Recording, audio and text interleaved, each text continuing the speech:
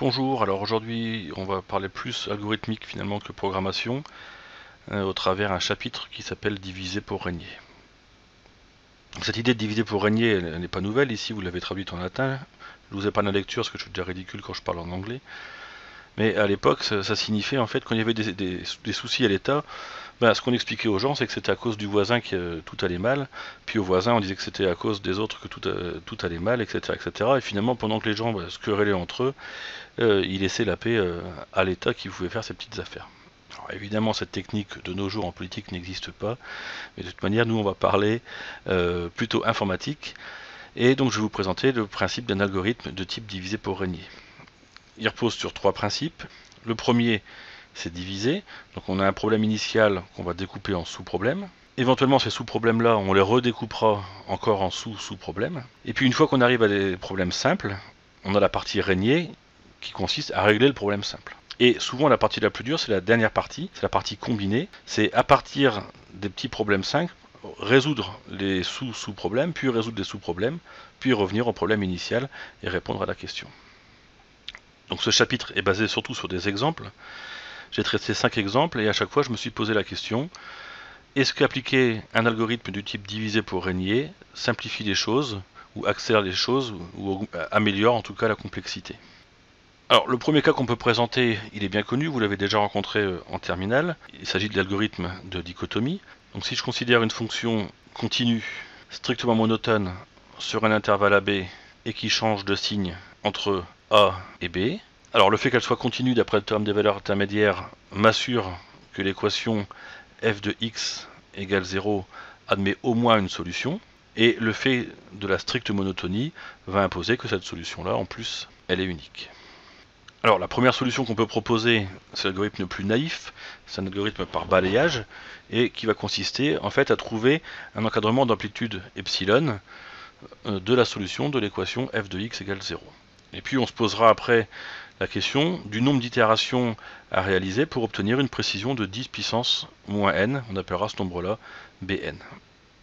Comme d'habitude, j'ai pas mis le petit logo Do It Yourself, mais à chaque fois qu'il y a un exercice, je vous invite à faire pause, réfléchir, prendre un papier et un crayon, et essayer de répondre à la question. Alors si on réfléchit par balayage, ce qu'on va faire, c'est que on va faire des pas d'amplitude epsilon, et à chaque fois, on va regarder est-ce qu'on a changé de signe sur l'intervalle ou non. Si la valeur entre f de a plus k fois epsilon et f de a plus k plus 1 fois epsilon change de signe, c'est-à-dire on va calculer est-ce que f de a plus k fois epsilon fois f de a plus k plus 1 fois epsilon est plus petit que 0. Donc ça signifiera bien que les deux images sont de signes opposés et donc la solution se trouve entre les deux. À ce moment-là, on s'arrêtera. Dans le pire des cas, qu'est-ce qui va se passer? Dans le pire des cas, on va aller jusqu'à B pour trouver la solution. Alors, quand est-ce qu'on s'arrête? Les valeurs de x, elles valent ce qu'on vient de dire, a plus k fois epsilon. Et ça, donc, on va le calculer jusqu'à ce que cette valeur-là dépasse la valeur de b. Donc xn dépasse b, si et seulement si a plus n fois epsilon dépasse b, si et seulement si n fois epsilon est plus grand que b moins a, si et seulement si n est plus grand que b moins a sur epsilon. Donc dans le pire des cas, je dois réaliser la partie entière de b moins a sur epsilon test pour répondre à la question. Donc bn, c'est le nombre d'itérations pour avoir un encadrement d'amplitude 10 puissance moins n.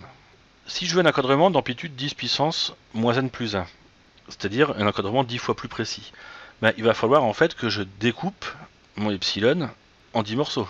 Et donc le nombre de tests que je vais obtenir, il va être multiplié par 10. Donc finalement on obtient comme formule de récurrence que le nombre d'itérations pour avoir une précision de 10 puissance moins n plus 1, c'est 10 fois le nombre d'itérations à réaliser pour obtenir un encadrement de 10 puissance moins n, encore une fois dans le pire des cas. Alors, est-ce qu'on peut faire mieux? Oui, sûrement, et c'est le principe de la dichotomie. Le principe de la dichotomie, comme son nom l'indique, on va découper en deux en fait l'intervalle des possibilités. C'est-à-dire qu'à chaque étape, l'amplitude de l'encadrement va être divisée par 2.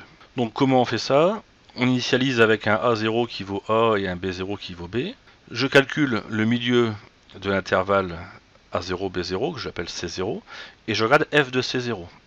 F de C0, ici on voit qu'il est négatif, donc il est du même signe que f de A0. Donc ça veut dire que le changement de signe a lieu entre C0 et B0. Donc on va mettre à jour les bornes de l'intervalle. B1 ne va pas bouger, ça va rester B0, alors que le A1 va devenir l'ancien milieu. On calcule le milieu du segment A1-B1, on trouve C1. Cette fois-ci, on s'aperçoit que le changement de signe a lieu entre A1 et C1. Donc on va redécouper l'intervalle en deux. Cette fois-ci, la borne A ne va pas bouger, et c'est la borne B qui va prendre l'ancienne valeur C1, c'est-à-dire l'ancien milieu. Et ainsi de suite, à chaque fois, on va diviser en deux la taille de l'intervalle jusqu'à obtenir un intervalle d'amplitude voulue.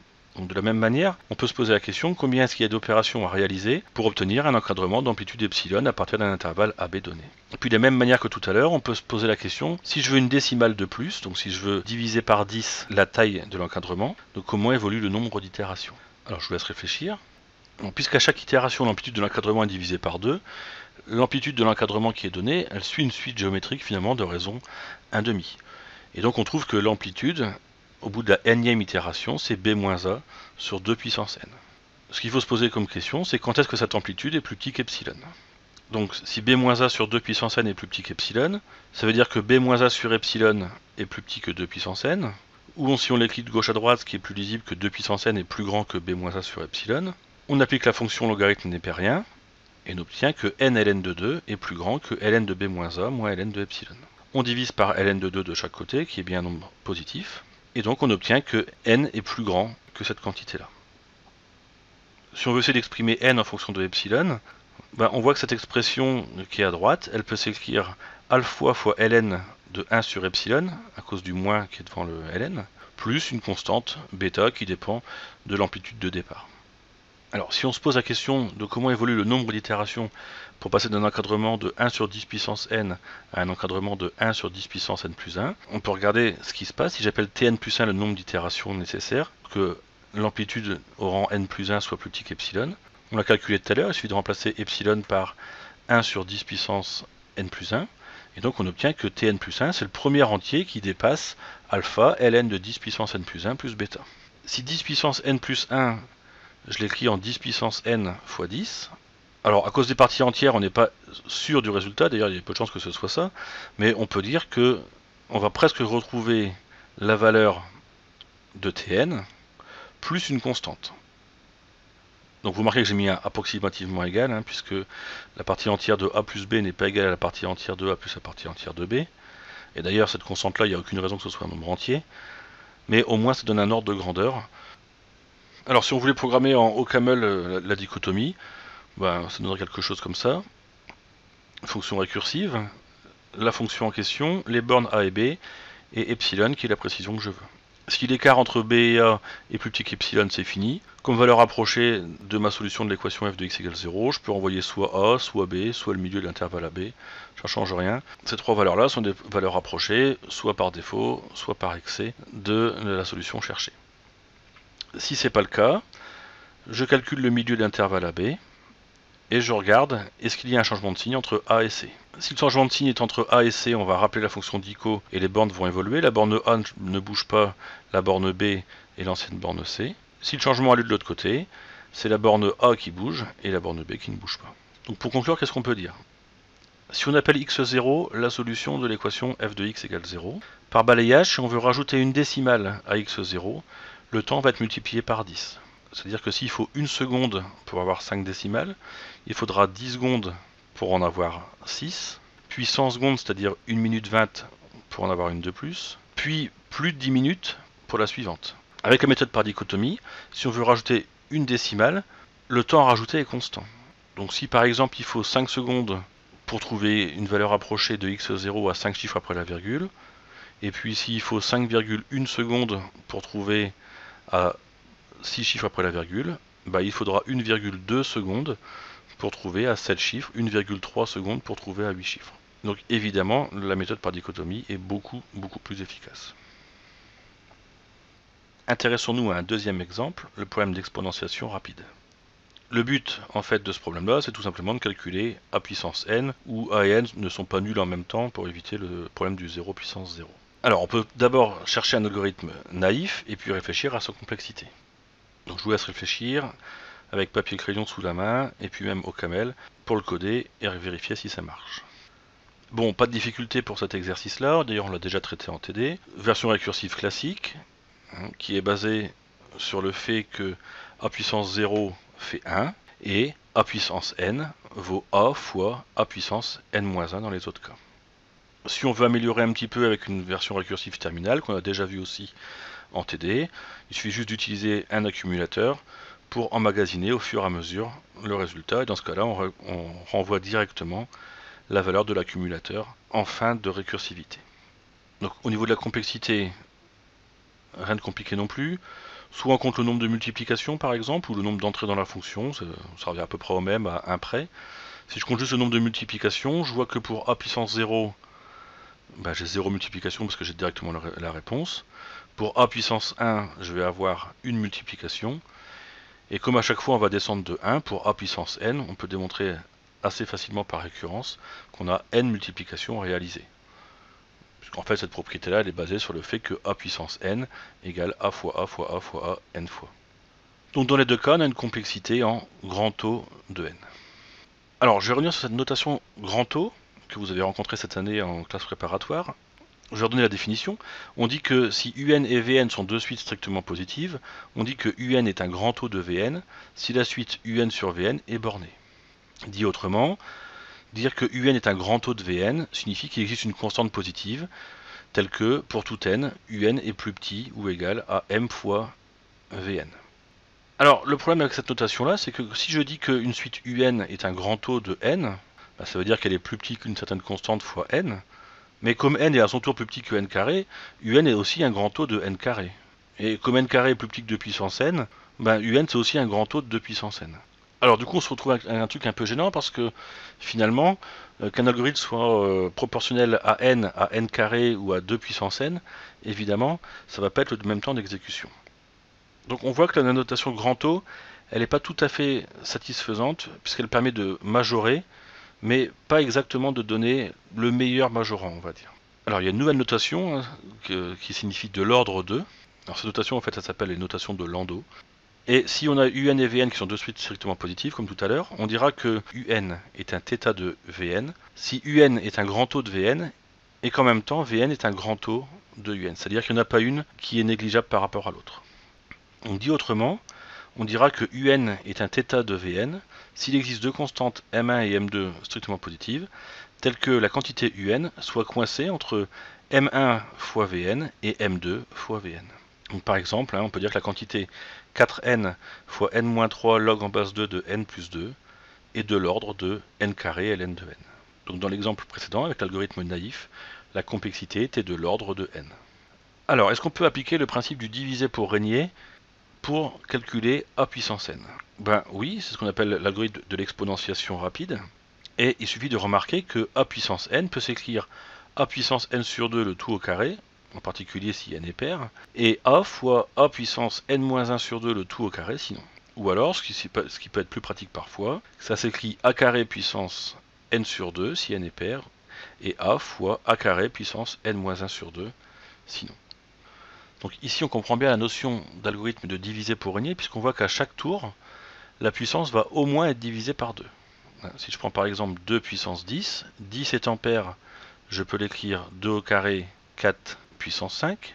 5 étant impair, je vais l'écrire a fois a au carré 4 au carré 16 puissance 5 moins 1 sur 2. 5 moins 1 égale 4 sur 2 égale 2. 2 étant pair, je vais pouvoir l'écrire 4 fois 16 fois 16, 256. 2 divisé par 1, 1.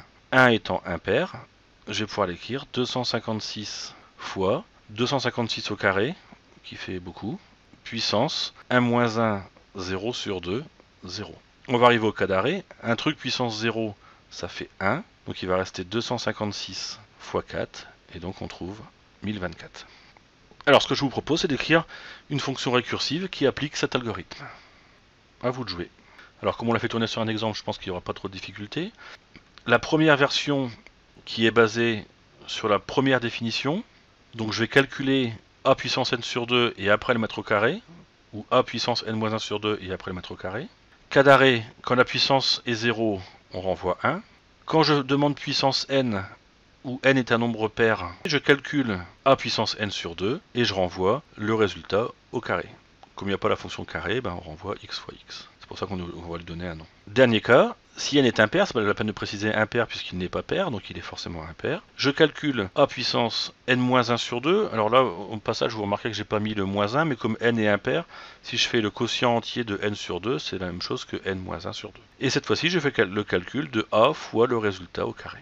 Une deuxième solution qui est un peu plus simple à écrire, et qui est basée sur la deuxième égalité qu'on avait donnée tout à l'heure, celle-ci. Je vais mettre au carré et ensuite calculer puissance n sur 2 ou n-1 sur 2. Donc même principe, si la puissance est 0, on renvoie 1. Si la puissance est un nombre pair, on renvoie a carré à la puissance n sur 2. Si la puissance est un nombre impair, on renvoie a fois a carré puissance n-1 sur 2. Encore une fois, on peut écrire n sur 2 puisqu'on garde le quotient entier. Même exercice, mais essayez de faire une fonction récursive terminale. Alors la solution pour la fonction récursive terminale est un petit peu plus subtile. Ce que je vous propose, c'est de repartir de l'exemple précédent avec 2 puissance 10. Donc pour 2 puissance 10, je vais décaler un petit peu ma page, je vais écrire les paramètres a, n, et puis le résultat qui va être l'accumulateur qu'on va renvoyer à la fin. Donc au début, on a appelé 2 puissance 10. Donc tant que n est pair, on n'a même pas besoin de l'accumulateur, puisque 2 puissance 10, c'est pareil que 4 puissance 5. Mais par contre, quand n est impair, il va falloir mémoriser qu'il faut multiplier par 4 une fois.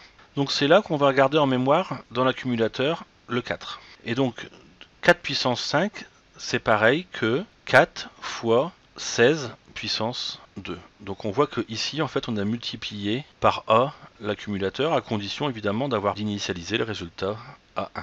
Bon, et 16 au carré, 16 au carré, encore une fois, n est pair, donc là on n'a plus besoin de l'accumulateur.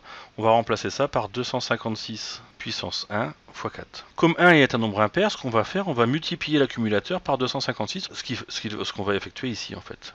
Donc ici ça va faire 4 fois 256. Ici 256 au carré qui fait toujours un nombre dont je ne connais pas la valeur. Et il va rester puissance 0. Une fois qu'il reste puissance 0, on va renvoyer le résultat de l'accumulateur.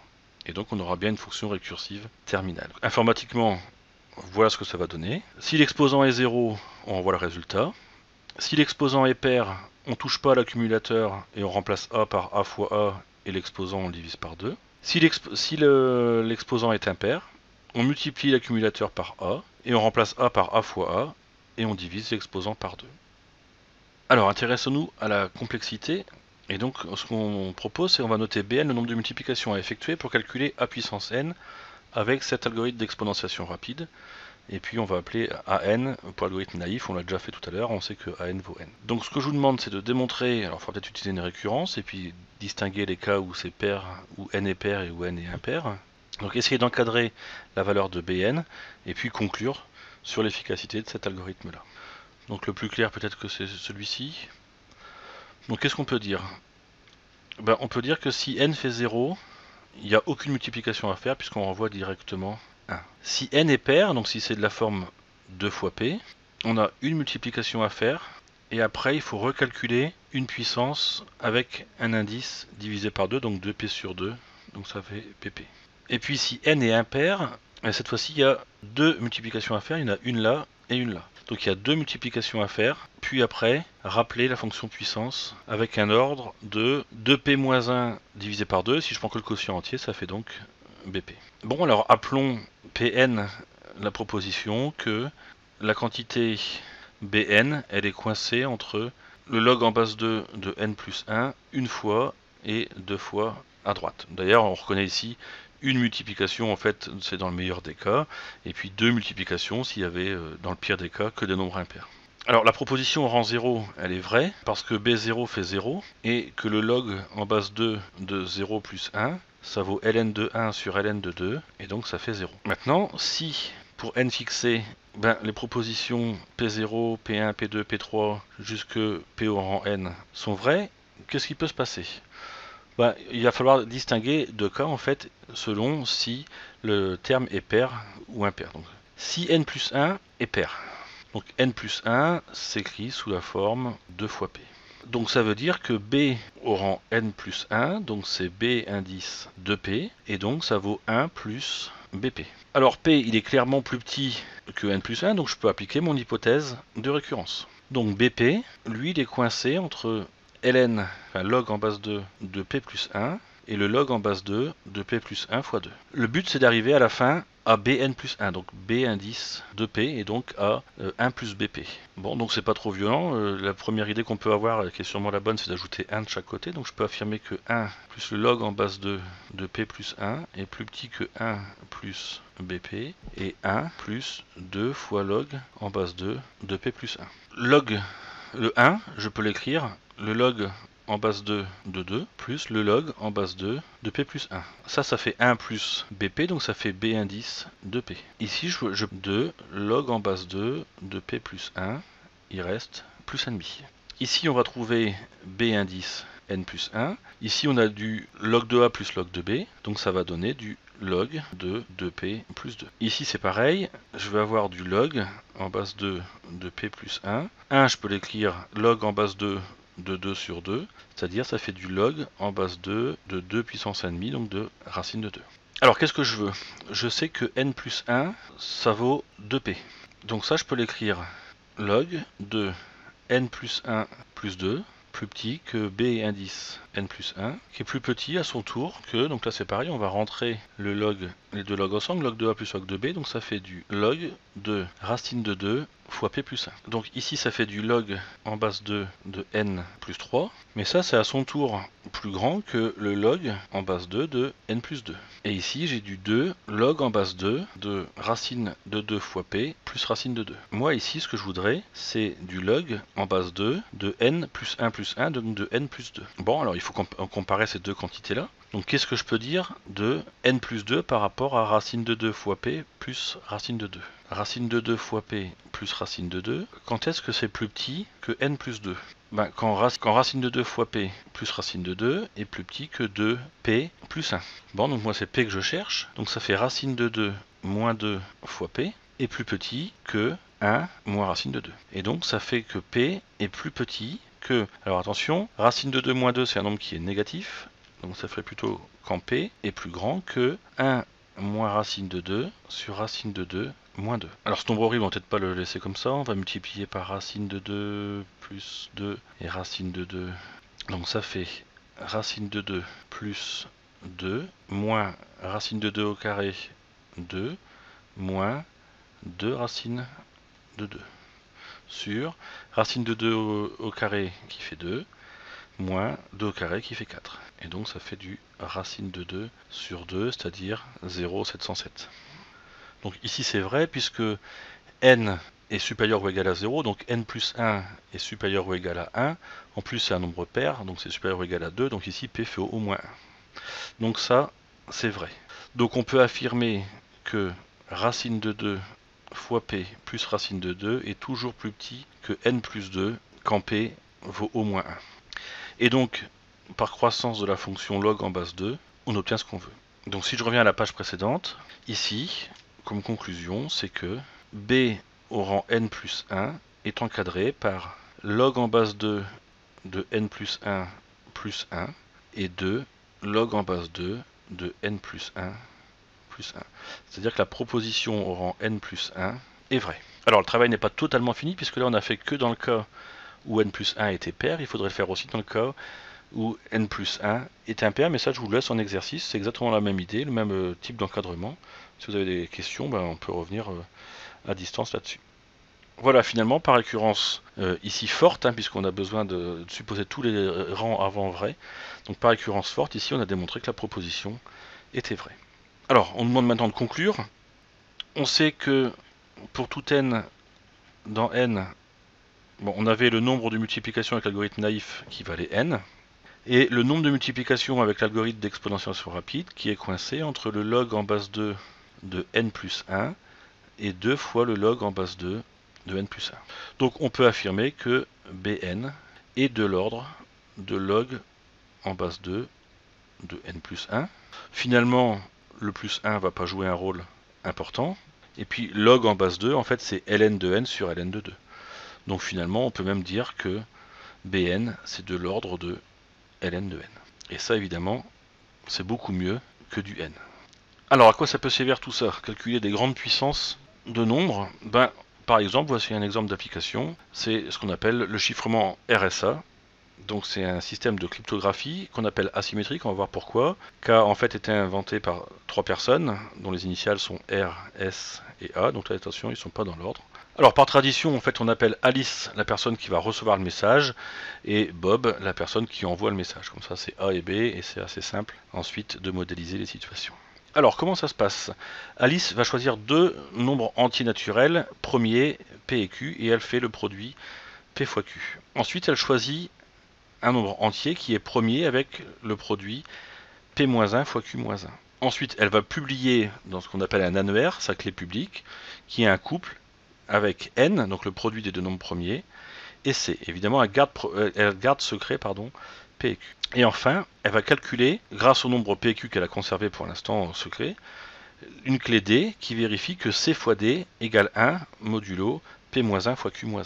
Donc trouver D est toujours possible, c'est basé sur le théorème de Bézout, et pour le trouver, on utilise l'algorithme d'Euclide étendu, chose que vous avez déjà dû faire en mathématiques, mais on va peut-être le revoir une petite fois ici sur un exemple. Ensuite, P et Q sont oubliés, donc sont détruits, et c'est là-dessus que se repose la sécurité en fait. C'est que même connaissant N, c'est-à-dire le produit de P et Q, il est très difficile de retrouver la factorisation de N, évidemment quand les nombres sont très grands. Là on parle très grand, c'est-à-dire c'est de l'ordre d'un nombre à 512 bits. Donc 512 bits pour se rendre compte un petit peu de la taille.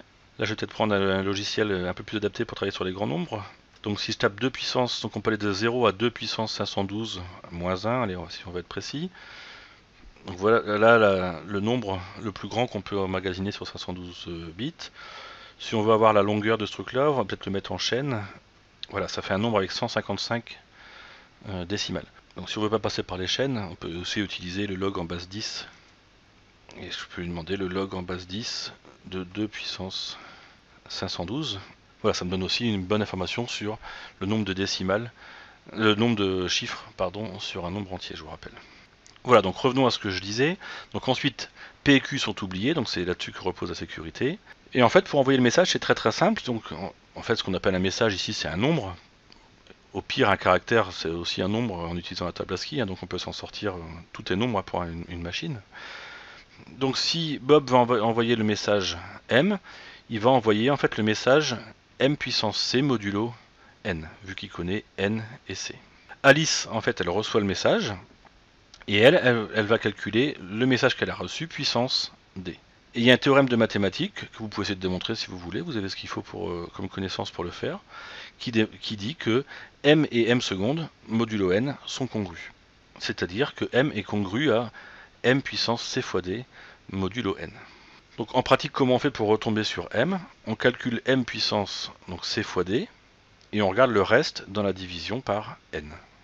Donc si on prend un exemple, on a le message initial M, Bob crypte en envoyant M puissance C, enfin en fait le reste de M puissance C modulo N. Alice reçoit ce code, ce message, elle le met à son tour à la puissance D, et elle calcule le reste modulo N, et elle retombe sur le message d'origine. Alors vous voyez qu'on appelle ça un chiffrement asymétrique, parce qu'en fait la clé pour coder et la clé pour décoder sont différentes. Alors ce que je vous propose, c'est de prendre un exemple, avec par exemple P égale 17 et Q égale 13, qui sont bien 2 nombres premiers. Donc on va générer une clé publique et la clé privée qui permet de décoder le message. Donc on calcule d'abord N égale P fois Q. Donc on calcule 17 fois 13. 17 fois 13, ça fait 221. Maintenant, il faut que je calcule un nombre C qui est premier avec P-1, Q-1. Donc déjà, je vais calculer P-1, Q-1. P-1 fois Q-1, donc ça fait 17-1, donc ça fait 16, fois Q-1 qui fait 12. 16 fois 12, ça fait 192, mais à la rigueur, c'est pas ce qui m'intéresse. Ce que je vais faire, je vais tout de suite le décomposer. 16, c'est 2 puissance 4, et 12, c'est 4 fois 3, donc c'est 2 au carré fois 3. Donc ça fait 2 puissance 6 fois 3, comme ça, le fait d'avoir cette décomposition-là, parce que je le fais à la main, ça va me permettre de facilement trouver un nombre premier. Ben, on prend à peu près tout ce qu'on veut pour C, l'important c'est qu'il n'y ait pas de 2 ni de 3 dans la décomposition, donc je vais prendre 5 fois 7, donc je vais prendre 35 par exemple. Mais là c'est un choix totalement arbitraire. Et donc, ma clé publique, c'est 221 35, cette clé-là, je peux la divulguer. Maintenant, calculons D. L'énoncé me dit qu'il faut que C fois D soit congru à 1 modulo P-1 Q-1, donc modulo, on avait dit 192. C'est-à-dire, il faut que C fois D fasse 1 plus un multiple de 192. Ce qui revient encore à dire que C fois D moins 192K vaut 1. Donc c'est ce que je disais, ça c'est le théorème de Bézout. On sait que si deux nombres U et V sont premiers entre eux, alors il existe A et B tel que A fois U plus B fois V fasse 1. Et en plus on sait comment le calculer. Il suffit en fait de poser les divisions. Allez, je vous laisse le faire, faites une petite pause et essayez de trouver D. Alors C fait 35, donc je vais remplacer tout de suite. Donc je pose la division de 192 divisé par 35. Donc 3 fois 5, 15, il y va 5 fois. 5 fois 5, 25. 3 fois 5, 15, 17. Et donc il reste 17. Et puis je recommence le travail. 35 divisé par 17. Alors là ça va aller assez vite parce que 2 fois 17, 34. Et il reste 1 et donc je m'arrête ici. Donc qu'est-ce que je peux dire? Je peux dire que 192 égale 5 fois 35 plus 17. Et que 35 vaut 2 fois 17 plus 1. Je vais inverser pour exprimer plutôt les restes. Donc ici je vais avoir que 1 vaut 35 moins 2 fois 17. Et ici que 17 vaut 192 moins 5 fois 35. C'est ce qu'on appelle l'algorithme d'Euclide étendu. Donc je peux affirmer que 1 égale 35 moins 2 fois 17. Mais 17, je peux le remplacer par 192 moins 5 fois 35. Donc je peux dire que ça vaut 35 moins 2 fois 192 moins 5 fois 35. Donc finalement, ça fait... Alors des 35, il y en a moins 5 fois moins 2, 10 et un 11. Donc 11 fois 35 moins 2 fois 192. Mon D égale 11. Alors évidemment, quelqu'un qui connaîtrait P et Q peut faire le même travail que nous, et une fois qu'il a la clé publique, retrouver la clé privée. D'accord? Donc encore une fois, je redis, ça c'est basé sur le fait que P et Q sont inconnus. Donc si je connais N, je ne peux pas trouver P et Q, et donc je ne peux pas calculer P-1, Q-1, et donc je ne peux pas trouver D. Donc si on résume, la clé publique c'est N221 et c'est 35 et la clé privée c'est 11. Alors je vais essayer d'envoyer le message M égale 18. Donc essayez de le faire par vous-même, essayez de calculer M', puis M seconde et vérifiez que vous retombez bien sur 18. Bon, donc il nous faut calculer le message puissance 35 modulo 221. Alors si on fait ça à la main, déjà 18 au carré, donc ça fait 324 qu'on réduit, donc ça fait 103 modulo 221. Si je remets encore au carré, on va obtenir que 18 au carré, donc ça fait 103, c'est congru à 103 au carré. Et donc on s'aperçoit que c'est congru à 1 modulo 221. Donc ça c'est très intéressant, parce que ça va nous simplifier la suite des calculs.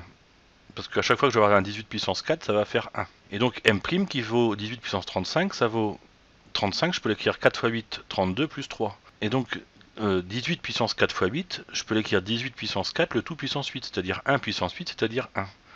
Donc finalement 18 puissance 35, c'est pareil que 18 au cube. C'est-à-dire ça fait 86 modulo 221. Donc on va envoyer le nombre 86. Alice reçoit donc 86 qu'elle va décoder. Elle doit mettre 86 puissance 11. Donc 86 au carré, même principe, ça fait 103. 86 au cube, ça fait 18 modulo 221. 86 puissance 4, ça fait encore 1 modulo 221. Donc on peut faire la même chose en remarquant que 11 égale 4 fois 2, 8 et 3, 11. Et donc on trouve que M seconde est congru à 86 au cube, c'est-à-dire 18 modulo 221. On retombe bien sur la valeur de départ. Côté programmation, c'est très simple, parce que la fonction encode, en fait, il suffit juste de calculer le nombre à la puissance c et de regarder son reste dans la division par n. Et puis pour décoder, c'est encore plus simple, puisque en fait décoder et encoder c'est la même chose, c'est juste appliquer la fonction puissance. Alors pas de chance, mais ça ne fonctionne pas. Si on regarde 18 puissance 35 modulo 221, on trouve un nombre négatif, ce qui paraît déjà mal parti pour être égal à ce qu'on avait trouvé tout à l'heure, 86. Alors pourquoi ça ne marche pas? Parce que les nombres sont beaucoup trop grands et ils dépassent la mémoire. Donc on va améliorer cette fonction-là. On va reprendre la fonction d'exponentiation rapide, puisque c'est la plus rapide. Mais on va calculer les modulos au fur et à mesure, comme on l'a fait à la main d'ailleurs. Alors je vous laisse faire les modifications dont il y a besoin. Voilà, pas de difficulté particulière. J'ai repris la fonction récursive terminale. Qu'est-ce qu'il a changé en fait? À chaque fois que je calcule a au carré, je calcule a au carré, mais modulo m, pour ne pas que les valeurs explosent. Et finalement, du coup, la fonction encode, c'est la fonction puissance. Et la fonction décode, c'est la fonction encode, c'est aussi la fonction puissance. Et là, cette fois-ci, ça marche. Alors, dernière petite remarque, une chose encore que peut proposer le cryptage RSA, c'est authentifier l'émetteur du message. Parce qu'en fait, comme Alice a publié sa clé publique, n'importe qui récupère sa clé peut écrire un message, l'encoder et se faire passer pour Bob. Alors, ce qu'on peut remarquer déjà, c'est que si je fais l'encodage puis le décodage, ou le décodage puis l'encodage, ça change absolument rien puisque ce sont juste des fonctions puissance. Et si j'appelle f la fonction de codage avec la clé d'Alice, la fonction de décodage en fait c'est f-1, puisque la fonction elle est bijective sur l'espace des nombres entre 0 et na-1. Alors qu'est-ce qu'on peut faire? Alice elle génère sa clé publique qu'elle publie, et elle garde sa clé privée bien évidemment, et Bob de son côté génère une clé publique et garde secrètement sa clé privée. J'appelle f la fonction qui permet de coder un message avec la clé publique d'Alice, et j'appelle G la fonction qui permet de coder un message avec la clé publique de Bob. On va supposer par exemple que NB est plus petit que NA, et donc on va prendre un nombre M entre 0 et NB-1. Qu'est-ce qu'on peut faire? Bob a un message à envoyer à Alice. Il va le signer, c'est-à-dire il va le crypter avec sa clé privée. Donc il applique la fonction G-1. Il obtient un message qui est lisible, mais qui est le message M qui a été finalement signé avec sa clé privée. Et ensuite, il va recoder ce message-là avec la fonction F, c'est-à-dire avec la clé publique d'Alice. Alice va recevoir ce message-là, va appliquer sa clé privée, c'est-à-dire elle va appliquer la fonction F-1, et elle va obtenir un message décodé, mais pour l'instant illisible, qui sera en fait le message MS de départ. Ensuite, elle applique la fonction G avec la clé publique de Bob qu'elle possède, et donc elle va obtenir le message M. Voilà, et donc ça permet d'être sûr que c'est Bob qui a écrit avec sa clé privée, et c'est Alice qui va décoder avec sa clé privée. Voilà pour le codage RSA.